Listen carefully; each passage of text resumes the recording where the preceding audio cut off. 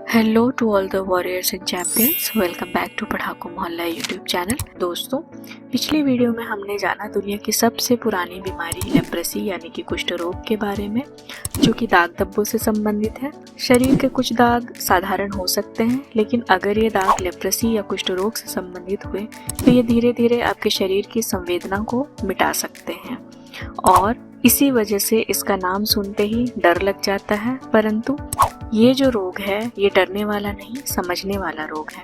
आज हम जानेंगे ऐसे 3 मुख्य संकेत जिससे कुष्ठ रोग को समय पर आसानी से पहचाना जा सकता है। पहला जो संकेत है वो आप खुद घर पे ही पहचान कर सकते हैं। दूसरे और तीसरे में आपको डॉक्टर्स के पास जाने की ज़रूरत पड़ सकती है। तो चलिए वीडियो की इस सीरीज़ को स्टार्ट करते हैं। 3 कार्डिनल साइंस ऑफ लेप्रेसी यानी कि लेप्रेसी के जो 3 मुख्य संकेत हैं उससे। वीडियो की सीरीज़ में एंड तक ज़रूर बने रहें। सबसे पहला कार्डिनल साइन है हाइपोपिगमेंटेड हाइपोएनेस्थेटिक एरिथेमेटस पैच। यहाँ पे लेप्रेसी के दाग की बात की जा रही है। ये दाग संख्या में 1 या उससे अधिक हो सकता है, शरीर के किसी भी हिस्से में हो सकता है और किसी को भी हो सकता है। ये दाग दिखता कैसा है? ये जो दाग है ये हाइपोपिगमेंटेड होता है। इसका मतलब ये इसका जो रंग है आपकी त्वचा के रंग से हल्के रंग का होता है, या फिर शरीर में कोई ऐसा दाग जिसमें लालिमा पाई जाती है और इन दाग में किसी भी प्रकार की संवेदना महसूस नहीं होती है, और यही लेप्रेसी के लिए सबसे ज़्यादा इम्पॉर्टेंट है। आप इसकी जांच खुद स्वयं घर पे भी कर सकते हैं, और अगर डाउट वाली कंडीशन है तो आप इसे हॉस्पिटल में भी चेक करवा सकते हैं। ध्यान दीजिए, लेप्रेसी से बचाव की यही सबसे पहली सीढ़ी है और यही सबसे ज़्यादा चूक होती है।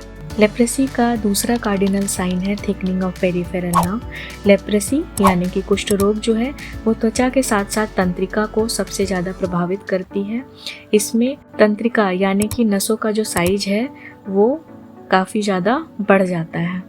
नस काफ़ी संवेदनशील होते हैं, जिसकी वजह से आपको नर्व असेसमेंट यानी कि इसकी जांच कराने के लिए किसी ट्रेन्ड हेल्थ पर्सनल की आवश्यकता पड़ेगी, इसीलिए आपको हॉस्पिटल जाने की ज़रूरत पड़ेगी। ध्यान रखिए, सही तरीके से या सही जांच में अगर देरी होती है तो विकृति का खतरा कहीं ज़्यादा बढ़ जाता है।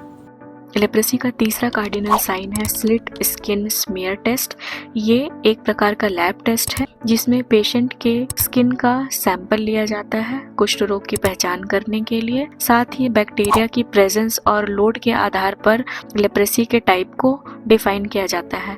ये ट्रेंड हेल्थ पर्सनल्स के द्वारा किया जाता है, इसीलिए आपको हॉस्पिटल जाने की आवश्यकता पड़ सकती है। अब एक इम्पॉर्टेंट नोट ये है कि यदि किसी व्यक्ति के शरीर में ये जो 3 मुख्य संकेत हैं उनमें से कोई 1, कोई 2 या तीनों संकेत पाए जा रहे हैं तो वह लेप्रेसी का केस माना जाता है। ये एक तरह से अलार्मिंग कंडीशन है उनके लिए।